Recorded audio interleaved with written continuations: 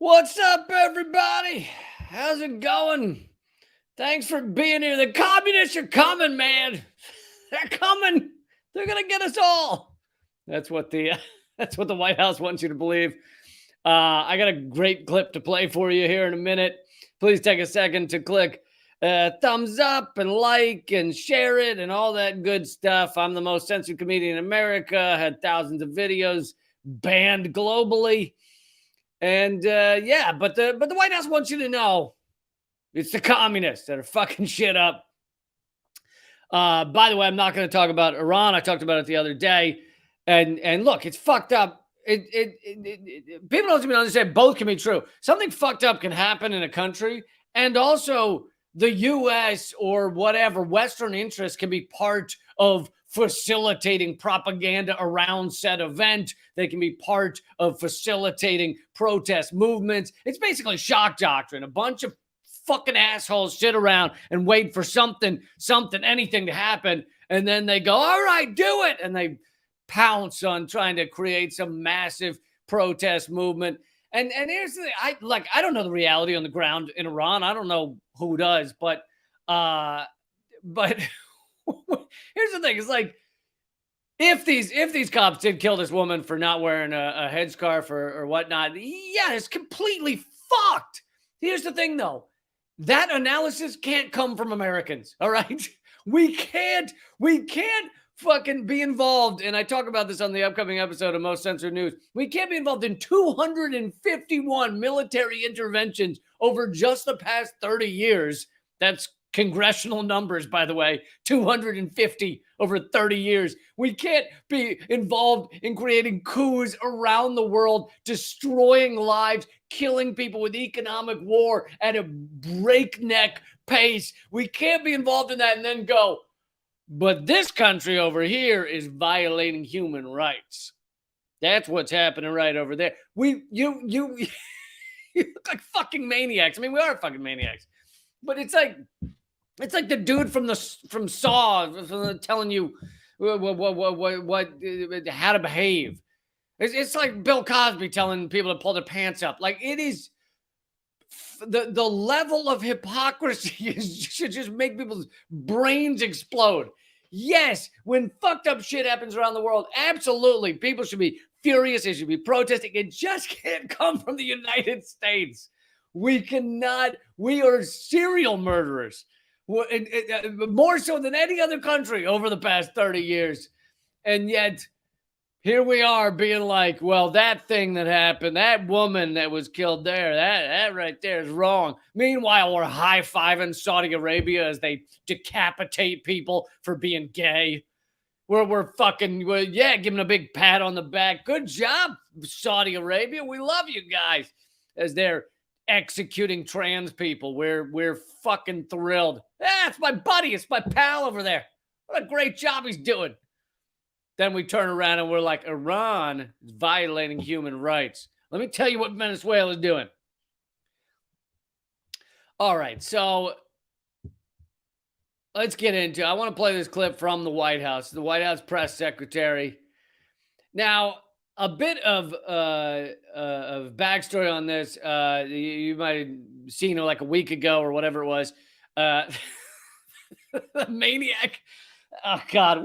You know what's great about America right now? We're in late stage empire, late stage fucking capitalism. And now you just have almost entirely sociopaths running all of the systems. But you have warring factions of sociopaths. So watching sociopaths go at each other is fucking incredible. It's fucking amazing. It's honestly, if it weren't impacting our lives in such an awful way, it could be really fun to watch this. So you got a sociopath governor in Florida, DeSantis. And so he shipped, most of you probably already saw this, he shipped migrants, undocumented, right? Migrants to Martha's Vineyard, and he drops them off there. And by the way, it's now come out that they had, they were given pamphlets, brochures telling them why they should get on this plane to Martha's Vineyard. And the brochures gave them all these promises that weren't true. So the brochures they're being handed is like, you'll be given all these awesome things if you get on the, yeah, they'll help you out. And so he ships them to Martha's Vineyard. And his thing is, well, that's a sanctuary city, so I'm dumping them over there because you guys want to take care of them. So he's all excited about that. Don't worry, I'm getting something else. I know you guys have already heard analysis of this shit. But so he goes and dumps them there. Then the White House responds to this in the most amazing way. I mean, honestly, like, I'm not sure if there's a way to respond to this in a dumber commentary than this press secretary. But all right, just watch part of this clip. Oh, hold on. Let me get rid of that background.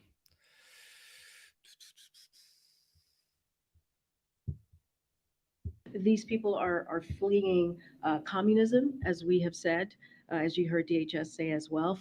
Falling authoritarian regimes in Venezuela, Nicaragua, and Cuba are causing a new migration challenge across the Western Hemisphere. Let's remember, these folks are fleeing communism. When you think about Venezuela, what's going on in Venezuela, when you think about what's going on in Nicaragua, when you think about what's going on in Cuba, they are fleeing political persecution only to be used as a political pawn by the Florida governor. They are used. All right. First of all, she says Nicaragua not once but twice.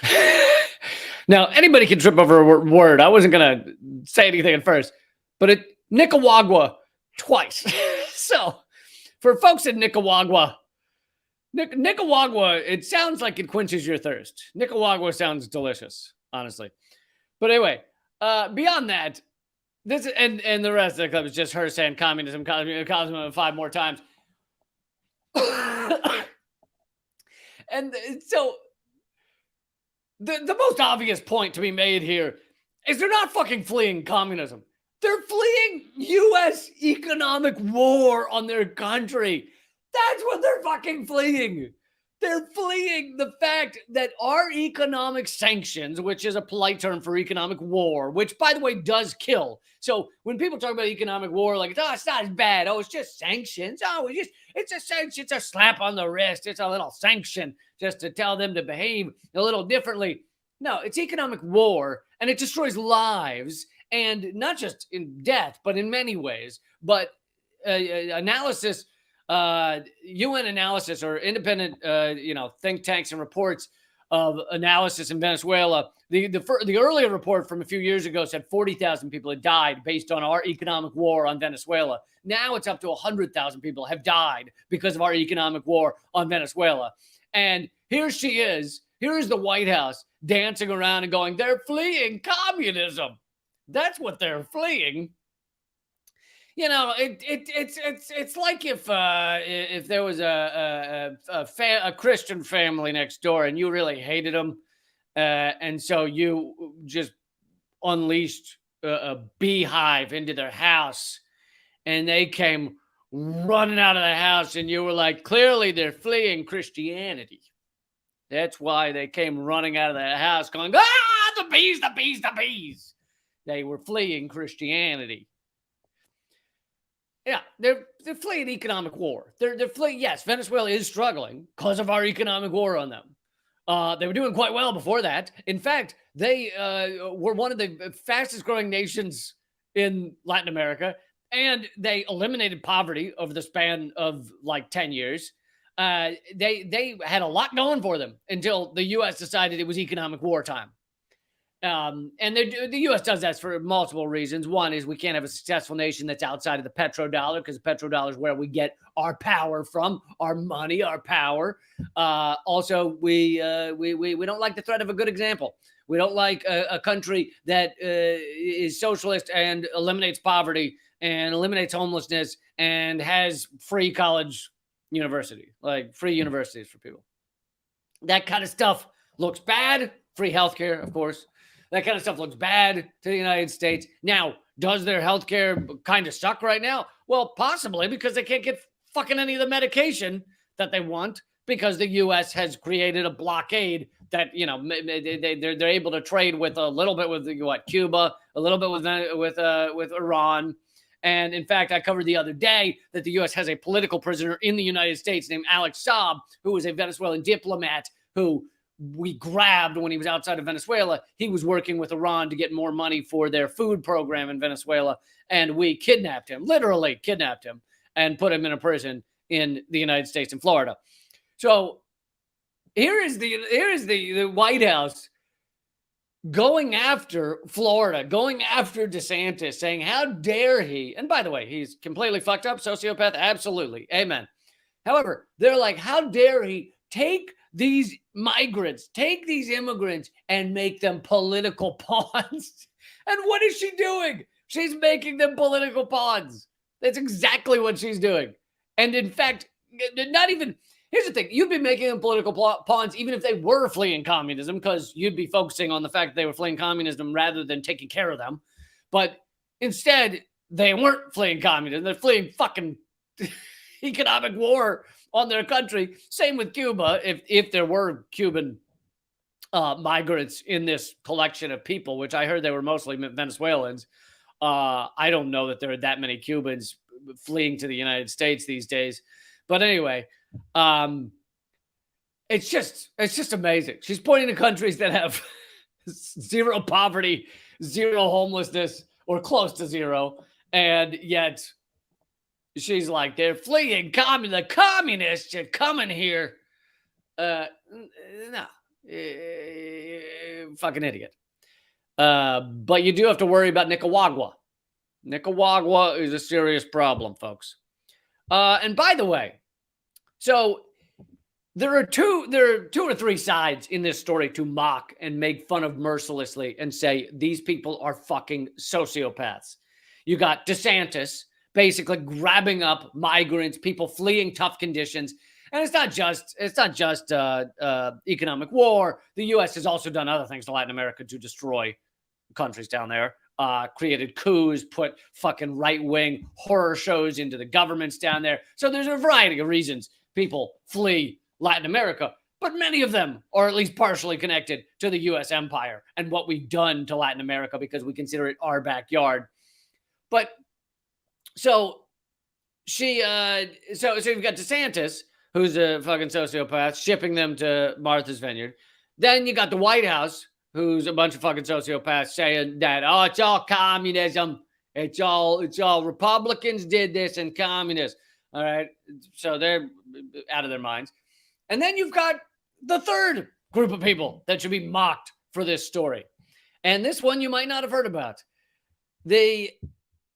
So you saw the story where the migrants get dumped in Martha's Vineyard, and then there was a lot of largely liberal media, so not Fox News, right? They're celebrating it. They're like, go DeSantis.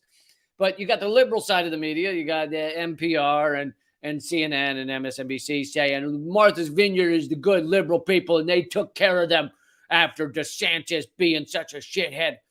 And he is a shithead, but they're acting like, oh, they were taken care of.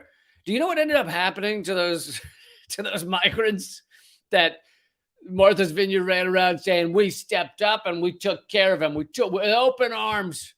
We were grabbing them with open arms and taking care of them. Well, here's from NPR, a liberal outlet. They were taken to Joint Base Cape Cod. So after the news cameras left, after most people were talking about this story, those migrants were then shipped to a fucking military base. That's what happened next. I love that the liberals across America were like, yeah, well, we were stepping up to take care of these folks. And good thing we did. Good thing we did. So, and here's a little... Where is it? Here's a little info on Joint Base Cape Cod. The Joint Base Cape Cod is a full-scale joint base home to 5 military commands, training for missions at home and overseas, conducting airborne search and rescue missions, and intelligence command and control. So this is a massive military base, which is where these migrants were shipped. So basically, DeSantis lies to them, ships them to Martha's Vineyard. Martha's Vineyard probably lies to them and lies to us by saying, oh, we welcomed them with open arms. Oh, yeah, did you? Or did you ship them to a military base? Then they ship them to a military base. God knows what's happening to them now. They're probably in cages somewhere. I mean, I'm sure they're not being treated well, because we don't do that here in the United States. We don't treat people well. We just point at other countries and go, you're violating human rights. That's what you're doing. All right, so I wanted to cover that story. I also want to get to another story that it happened a few weeks ago. It's ongoing, and I have to admit, like, a lot of shit comes in all at once, and sometimes there's other stories going on, and I kind of missed this one, not because I didn't know what was happening. It was just, I was like, oh, I'll cover that in a few days, and then it fucking, shit happens, and there's too much to talk about. There's too much. It's all unraveling at once. I think this might be a Carlin reference, but you know how in the toilet bowl, the water goes slowly at first, then as it gets slower and lower, it speeds up. Well, we're speeding. The chaos, the shitstorm is speeding up down at the bottom there of the shit tornado. So there's more and more stories to try and cover, and I just can't keep up with them all. Anyway, so this happened a few weeks ago, but of course, it didn't get nearly the coverage of the FBI raid of Mar-a-Lago. But around not long after, the FBI raided a black socialist group, and you may have heard something about this, but there are updates. And I asked for topics at leecamp.net. That's something else I do there. And if you can join that community, we talk about what topics cover. We talk about what issues are going on in the world. So check out leecamp.net when you get a chance. But so I asked people what to talk about, and a couple mentioned this. So I wanted to get to it.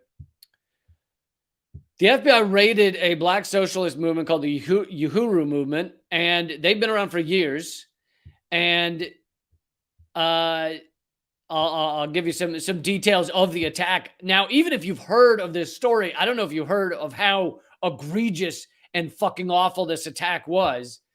The FBI on American citizens fucking storming their houses simultaneously in Florida and St. Louis. In St. Louis, Missouri, and St. Petersburg, Florida. They just went after the Saints. The FBI initiated a political assault against African People's Socialist Party, APSP, the broader Uhuru movement, and its leader, Chairman Omali Yeshitela, in the pre-dawn raids. And when I first heard them say pre-dawn raids by the FBI on a black socialist group, I immediately thought, oh, like Fred Hampton. Because what they did to Fred Hampton is they fucking stormed his house in at 4 or 5 a.m. when most people are asleep. And sure enough, he was asleep. And they riddled him and his bed and his bedroom with whatever. I don't remember whether it was 60 or 100 bullets. Of course, killing and assassinating Fred Hampton, a well-known Black Panther leader. But the real reason they had to take him out is because he was working to unite different causes. He was working to unite people against the American empire and the capitalist system. And you can't have that. So they took him out. So pre-dawn hours, the attacks happened at a time when the FBI assumed our leaders would be in a vulnerable state. It was also an attempt to make it impossible for our leaders to connect with one another. The home of Chairman Yeshitela and the deputy chair in St. Louis were broken into with the use of flashbang grenades, shattering windows around the house. Chairman Omali was met with a laser sight, from a gun, dotting his chest. A statement that the colonial state was prepared to assassinate him at any moment. The FBI sent drones into the home and temporarily detained the leadership with handcuffs, forcing them to sit on a curb. Their cell phones and computers were stolen. The same type of attack was being done simultaneously at the Uhuru Solidarity Center, an institution that's part of the Black Power Blueprint. That's another organization bringing the struggle for Black Power into the heart of the community. The FBI used battering rams to barrel through the doors in the apartment homes. And later in this article, they make the point that although the FBI did raid Trump's Mar-a-Lago, they certainly did it nothing like this. They, as far as I know, didn't handcuff anyone. There were no laser sights and sniper rifles being pointed at people. They may have had them on their person, but they didn't point them at people. There were no flashbang grenades. There were no windows broken. In fact, the FBI went to Mar-a-Lago like a month before or a few months before to discuss the documents that they said they wanted from them. And, you know, I'm not saying that FBI raid was right or necessary, but there's a big difference between the way Trump was treated and the way this group was treated. The raid lasted 9 grueling hours, knocking them offline, unable to communicate across the airwaves with the use of Black Power 96 radio. I think that's a radio station they're regularly on. They stole entire file cabinets of financial records, computers, hard drives.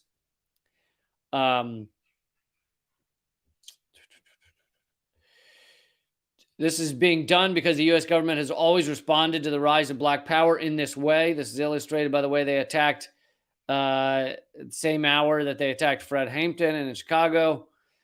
Former U.S. President Donald Trump. Oh, yeah, that's what I mentioned about Trump raid.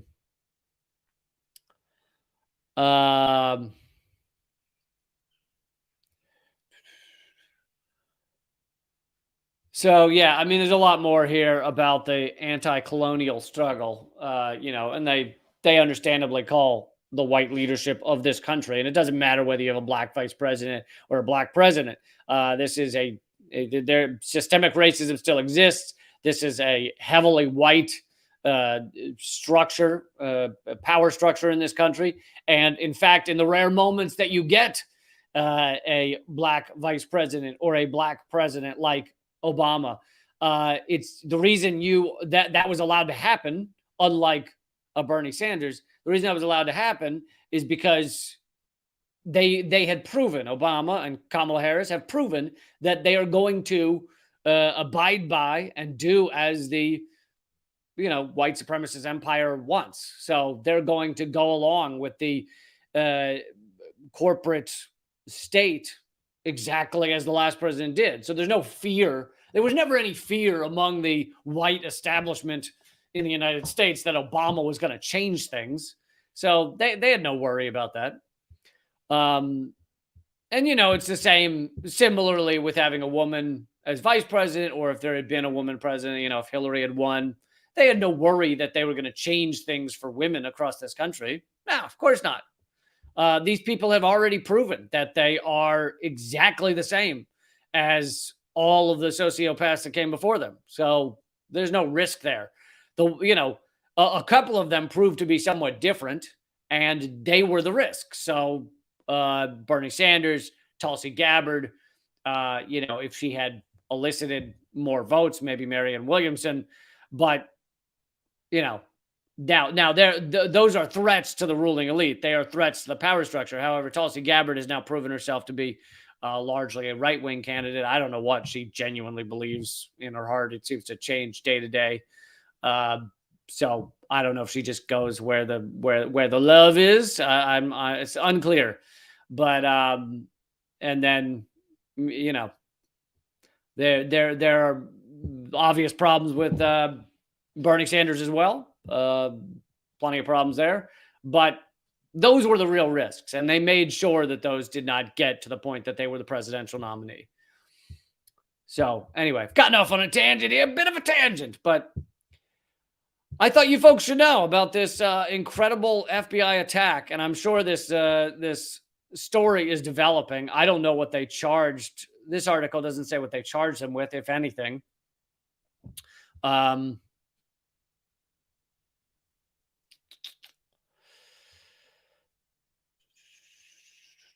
It says its chairman, Omali Yeshitela, who didn't surrender following the defeat of the Black Revolution of the 1960s. He began to assess, sum up, and answer the questions left outstanding with our defeat. He went on to build the party in 1972, developing the guiding theory of African internationalism to find and thrust forward the colonial question. He has cleared the road towards African liberation, and as that time grows closer to us each day, the colonial capitalist system sees the writing on the wall, and that's why they were attacked. Now, I don't know what his definition of African liberation is, but I don't think that's the writing they see on the wall. I think the writing they see on the wall is that we are in a late-stage empire. We are in a late-stage capitalist system, and the U.S. is getting more and more desperate, so it's attacking, but most of us it attacks via censorship. So deleting my YouTube page, 250,000 subscribers, over 1,000 videos just banned around the world. Most of it it's dealt with through censorship. Some it deals with through actual FBI raids and fucking to flashbang grenades. So I'm noticing some of the comments. Someone says I look tired. Well, thank you. I appreciate that. I always love that when someone, it's because I'm fucking tired. It's like, believe it or not, I do a lot of shit. So yeah, but I always love that when someone's like, hey, you're like, hey, how you doing? You're like, wow, you look tired. Oh, thanks, man. Yeah, I really appreciate that. No, it's just my face. I just look shitty. I just have a shitty face. I've had a shitty face for a long time.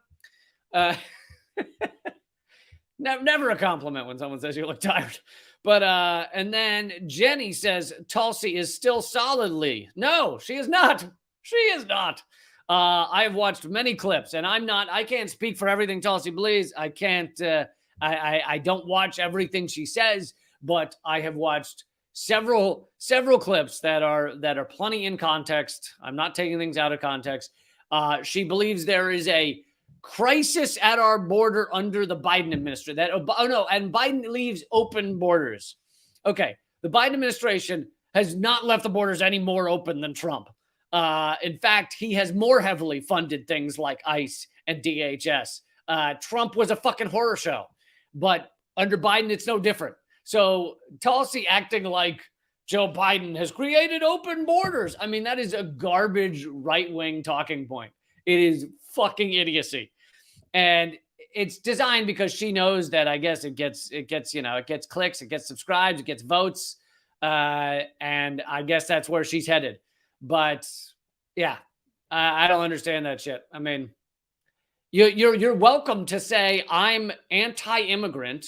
I don't want to allow any of the victims of our coups, our fucking the economic hardship. Honestly, if Tulsi had an honest bone in her body, when she's asked about all this immigration, she spent a lot of time, like I do, talking about how this immigration, what immigration there is coming to America, is caused by fucking us.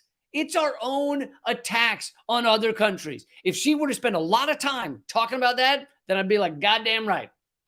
But instead, no. She just says, oh, we have this crisis at the border. Well, why is there a so-called crisis at the border? And besides, that's not our, what's the real problem in America? What's really causing? See, the other thing is immigration in general. And there is some immigration. I'm not denying that. But immigration in general is used to get working class, average Americans, some right wing, some Democrat, whatever, doesn't matter, to get them to vote for you or follow you or whatever in a non-election year, follow you, subscribe to your shit, whatever. It gets them to think you are speaking to them by going, you know what? It's not your fault that you are struggling right now. It's immigrants.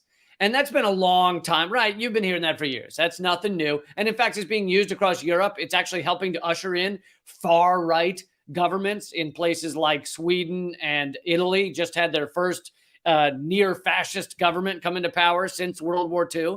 And what is their big issue? Immigrants, right? Immigrants. Now, that doesn't mean immigrants aren't something that people can talk about. You see a lot of people that aren't from your country or weren't from your country a year ago. All right, let's discuss that. But the true harm, the true thing that is oppressing people's lives, making it difficult for people to pay bills, making it difficult for people to take care of their families or to afford their education or afford their health care, is fucking capitalism. It is the sociopaths that run the capitalist system. It is putting profit on everything. Fucking healthcare has a dollar sign on it. Whether your kid dies because he can't get the medicine he needs, that has a dollar sign on it. That's why people are struggling across America and across most countries. But worse in America when you're in late stage empire, late stage capitalism, maybe it's worse. And of course, climate crisis is another one. And climate crisis is causing migration. So there you go. Is Tulsi saying all these things? No, not that I've heard. These are not her focus. But of course, these are the heart of the true problems hitting Americans right now. And for people that think that's not the true problem, then I think they're either lying to you or they haven't taken a few minutes to study. So, yeah. All right. Moving on to the next topic. And soon we will go to, soon this live stream will just be at rumble.com/Lee Camp. If you're watching it there, it'll just continue straight through. It's free to watch there. There's no charge or anything. So, so someone here is saying that Tulsi also agreed with Sean Hannity on climate. I assume Sean Hannity must have said that climate crisis is not a thing. Isn't that his general stance? So yeah, completely. These people are completely fake sociopaths. I know I use that word a lot, but no, like legit sociopaths. They want to tell you what helps their fucking campaign or their TV show. They don't care if it's the truth or not. And, you know, it's on watchers, viewers to figure out the people that are willing to tell you things that might not go with whatever's easy, things that might not go with the trend. In fact, I'm about to get to something else that, you know, might not help me with the numbers. I don't know, but I follow the truth. No matter what.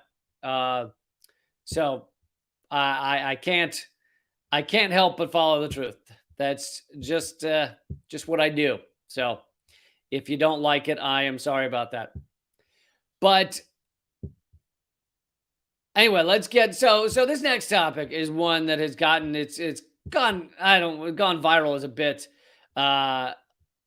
too extreme, but it's been popping up. And I didn't address it at first because it seems so fucking stupid that it just made me laugh because it's too dumb. But people keep talking about it. And so now I'm going to, and I thought Danny Haifong did. I had him on the other day, by the way, on the live stream. So maybe you already know who he is. He did a good analysis of this MAGA communism thing that people are trying to pretend is an actual thing. MAGA communism, make America great again communism. Somehow combining Trump and communism. Oh, God. Here's the reason I didn't initially address this is because it sounds like just someone having a seizure. It sounds like just, well, I like Donald Trump, but I like communism. Like, something short-circuited in your fucking brain. But Danny Haifong treats it with kid gloves. He treats it far more sweetly than I would. And so he goes in his article. And by the way, he writes for Black Agenda Report, which is a great outlet. They've been heavily suppressed and censored as well. And you'll get Black Agenda Report as well as many other great outlets at radindiemedia.com. That's a site I created that is completely free to use. There's no ads, there's no corporate donors, there's fucking nothing. In fact, I think I lose money every month on it because, you know, just to pay the hosting bills because there's except for occasionally someone donating, there's like really no way to make money with it. So it's just a site to collect awesome media all in one spot. Anyway, Danny Haifong says a fashionable online trend called for a MAGA communist movement. And by the way, Danny does call himself a communist. I don't call myself an ist of any kind because I don't think it's not useful to what I do. But on top of that, I don't like being put in a box. I don't like everything I do is to fight to get out of the Overton window. Like, that's not the allowable talking point. So I don't want anyone to say, no, here's the ist you belong to, and I'm going to tell you what you believe. Fuck you. No. So I don't do that, but I respect Danny's viewpoint, and he is very smart. So I think you'll get a lot out of this article, even if at times it's slightly different than the way I might say it. But says it called for a MAGA communist movement. The reasoning behind this is simple. MAGA inspired millions of mostly white workers to support Trump's anti-free trade, anti-NATO, and pro-détente with Russia campaign message. Trump's political base, therefore, is assumed to possess more revolutionary potential than the Democratic Party camp. And he gets into some of these things, but let's be clear here. Trump may have said those things, but he's not actually of any of those things. He's a fucking garbage piece of shit, and he lied to people to get elected. So when he says anti-free trade, it's like, yes, he has some isolationist tendencies, but he didn't change NAFTA barely at all. I rewrote NAFTA. Nah, you fucking didn't. You changed the word and to thee or some shit. Like, he's barely literate. Like, he didn't change NAFTA. And then he pulled out a Trans-Pacific Partnership because of activists like you and me that made it something that was a campaign football, political football for him to kick around. So that's why he pulled out a Trans-Pacific Partnership, because not because he actually cared what was in it. He's not anti-free trade. And by the way, free trade is a fucking euphemism. Free trade means corporate rule. All right. That's what free trade is all about. Free trade is about corporations minimizing, remember this quote, minimizing the threat of democracy. It is about corporations having things locked into place so that they can destroy areas of the world and not worry about whether you and I vote for something to change, or people in other countries. We don't have a real democracy in the United States. We have a legit, an illegitimate, fraudulent bullshit bought off system. But in other countries, they do have closer to a legitimate democratic republic. And in those countries, there's a fear by corporate America, corporate empire, that things could change for them if a new person gets elected. So they get these trade deals, which only 10 to 20% of them have anything to do with trade. And they lock in place what the corporate company, what the corporations want. That's what it is. So when Trump says he's anti-free trade, anti-corporate rule, he's not. What did he do against corporate rule in his entire presidency? Nothing. He wasn't. He was a godsend to corporate America. They loved him, except for the fact that on certain issues, he was too unpredictable, which made it scary for corporate America. But otherwise, great. So that's the thing. And that, honestly, I'd say that's the number one thing Danny misses in this article, is that in order to have communist MAGA, if you wanted communism, MAGA would have to be a real thing to begin with. It would have to be a thing that actually mattered. Instead, it is all lies. It's like saying, I'm going to build this house. I believe in building a house, and I'm going to go over here to this cotton candy maker who really, people seem to like cotton candy, and I'm going to build this house out of cotton candy. Well, it won't fucking work, because cotton candy's empty. It gets wet and it dissolves. So it was full of lies. It was nothingness. It was a fucking ephemeral spider web of there's no meaning in MAGA. It's fucking fake to begin with. That doesn't mean the people that voted for it are all fake. They just got sold a lie, as do all of the liberals that vote for Democrats. They all got sold a lie. So, I'm not saying that everybody who voted for Trump is an asshole. They just got sold a bill of goods that's fucking fake. Some of them are assholes. But fucking plenty of liberals are assholes. All right.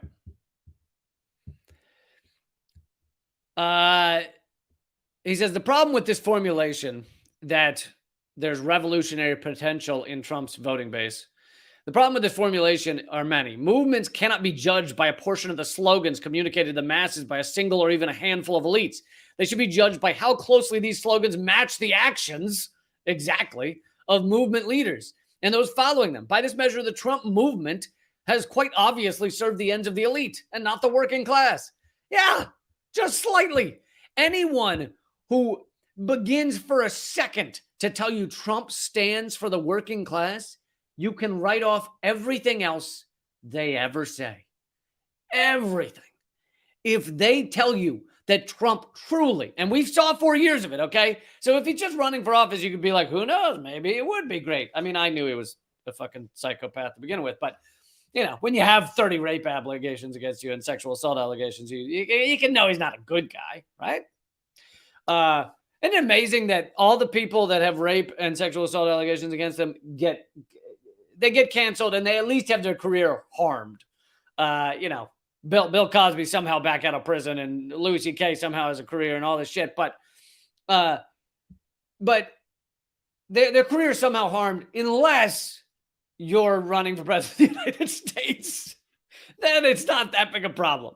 It's not that big. If you're Joe Biden or you're Donald Trump, whatever. Yeah. I mean, unless you're going for the so-called highest position in the land, then it's a problem for your career. Donald Trump's administration failed to improve U.S. relations with Russia. NATO strengthened, and actually, Danny's glazing over it. Not only did they fail to improve relations with Russia with Trump in office, but there were more sanctions put on Russia during Trump's time in office than during Obama. So anyone who wants to believe Trump somehow did great things between the U.S. and Russia, it's like there were more sanctions during Trump than during Obama. NATO strengthened under Trump's reign. Trump's efforts to reverse NAFTA didn't weaken corporate free trade agreements. And then he says the transatlantic partnership was essentially dead upon his arrival to the Oval Office. I'm not so sure about that, but I don't believe Trump pulled out of it because of what was in it. He pulled out of it because activists have made it a big issue, and Obama and corporate lobbyists under Obama had negotiated it, and Hillary supported it. So Trump viewed it as I'm anti-Hillary, I'm anti-Obama. That's why I'm pulling out of TPP. It didn't have to do with him being anti-corporate. Anyway, Trump did succeed in escalating a new Cold War with China. That's right. Thank goodness for that. Thank goodness we're going up against another nuclear power. That's something good for Americans, right? Placing starvation sanctions on Syria and Venezuela and bringing the U.S. to the precipice of war with Iran. The military budget increased under his administration, as did privatization and the reductions of taxes on the capitalist class. On top of that, in Trump's first year in office, the Pentagon dropped 40,000 bombs in a year. In Obama's final year in office, they dropped 26,000 bombs in a year. So Trump, the Pentagon actually amped up their killing machine. Now, both Obama and Trump are war criminals and disgusting, awful sociopaths. But I'm just saying both of them are. So don't look at Trump and go, he was the nice peace guy. What a friendly peace guy he was. Danny continues and says, the MAGA polity is no monolith, but that doesn't mean that MAGA is a movement. MAGA is simply an ideological expression of a political moment where the duopoly has lost legitimacy with the masses, and a reactionary one at that. It's not a movement with actual tenets that have been activated. And if it were to have tenets that were to be activated, how many of those would you and I agree with? I mean, would it have anti-black stuff in there? Would it have anti-gay stuff? Would it have anti-women stuff in there? Like, if MAGA were a real movement with a list of demands, what would those look like? Would they be all things you and I support? So the idea that you'd want to align with this ephemeral thing that is largely right-wing is insanity. Like, it's not saying don't align with people, don't work with people. If you want to work with people on a single issue. So let's say MAGA were actually anti-war. As I've just detailed to you, it is not anti-war. Trump is not anti-war. Trump allowed tens of thousands of bombs to be dropped on innocent civilians every day. Not tens of thousands every day, but every day across his presidency, bombs were being dropped on innocent civilians, and he loved it. He never questioned it. So, but let's pretend for a moment that MAGA, the people in that movement, if it were a movement, were anti-war. Okay, you could work with them on being anti-war, but to just say I work with all of MAGA and all of their tenets that they stand for, if they stood for anything, is insanity and stupidity. I mean, like, and that's part of the reason I haven't addressed this till now, is because it feels like addressing like what a kid scribbled on an Etch-a-Sketch. You know, I'm like, I don't. That's not even a word. That's not. Why should I respond to that? That's not even a word. That's he just doodled. He, like it's like a kid doing a Mad Libs, and he walks up to you and goes, "Hey, Uncle Lee, did you know that Uncle Lee, Farty Pants, Minnesota, got a scorpion lodged in butt crack?" Ah! Like, would you address it? Would you be like, I got to address these accusations. I got to sit down and, okay, somebody get me a microphone. Somebody get me a like a soapbox I can stand on. I'm gonna address these accusations. I want everybody to know Uncle Lee did not Farty Pants, Minnesota. Okay, he did not. He does not. I repeat, does not. Do not believe the rumors that he has a scorpion in his butt crack. Do not.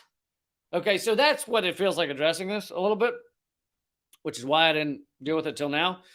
But I thought Danny's dealing with it in a much kinder, gentler way. So, I mean, and I hope all of you knew this already. I hope you weren't thinking this was a real thing. But and anyone who tells you this is a real thing, just know they have a scorpion up their butt crack and Farty Pants for brands. Okay. Danny, this is the last little bit I'll include from Danny's article, but feel free to go look it up at Black Agenda Report. Even if there are millions of workers who vote in the MAGA camp, another arguably more essential dynamic exists with the Democratic Party. Young workers who lean Democrat are more anti-capitalist than ever. Union members and black workers vote Democrat every 4 years, yet none of these constituencies have received the same kind of attention from those calling for, quote, MAGA communism. So the point he's making there, which is an important one, is not that the Democratic Party is a better source of revolutionary ideas or anti-capitalist ideas. It's that people who vote Democrat, they've been misled as well, right? So you've got this huge chunk of people in America who voted for MAGA, voted for Trump, who don't understand the reality of the situation, don't understand what Trump actually stands for. And so they've been misled. So, wow, that is a huge block of workers that you could reach out to and say, no, here's the reality of the situation. Here's where you have it wrong. But I'm not surprised that you were misled by this. Fucking on the other side, you got this massive group of Democrats. And by the way, both Democrats and Republicans are less than independents in this country right now. So remember that as well. But you got this huge chunk of Democrats who are workers, who are union members, who are Black Americans, Asian Americans, Spanish Americans, whatever, Latino Americans, whatever they want to go by. And they have also been misled to think the Democrats stand for them or will fight for them or will fight for workers. They fucking won't. So why is there not attention to that block as well?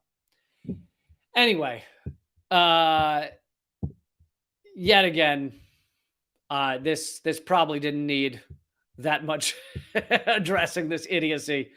But in case you were watching any commentators who think this is a thing and support it, just know they either are lying to you to try and get clicks, or they truly have no idea what they're talking about. All right. So this live stream is now going just to rumble.com/Lee Camp. Here, I'll get the link for you so you can be lazy. I don't know. I don't know why you're so lazy. No, actually, I don't fault you. I don't. If someone told me to click something up, let's see here. All right, I just put the link in the comment thread. You can go straight there. It's free to join there. And now the live streams on Facebook and YouTube will cut off. But I hope you will also see fit to join leecamp.net, which is on the screen right now. Oh, and also I'm performing live soon. I think it's next week or something. And I need to get some sort of control in my life. I don't even know where I am. In Stockholm, Berlin, and London. So look that up at leecamp.com. That is not the same as this site on the screen, leecamp.net. Leecamp.com is my website. Leecamp.net is my locals community that you can be a part of. So leecamp.com, click the schedule tab, and you can find tickets to those shows if you'd like to attend. All right. Goodbye, Facebook people. Goodbye, YouTube people. But please join me, rumble.com/leecamp. And we will keep this show on the road.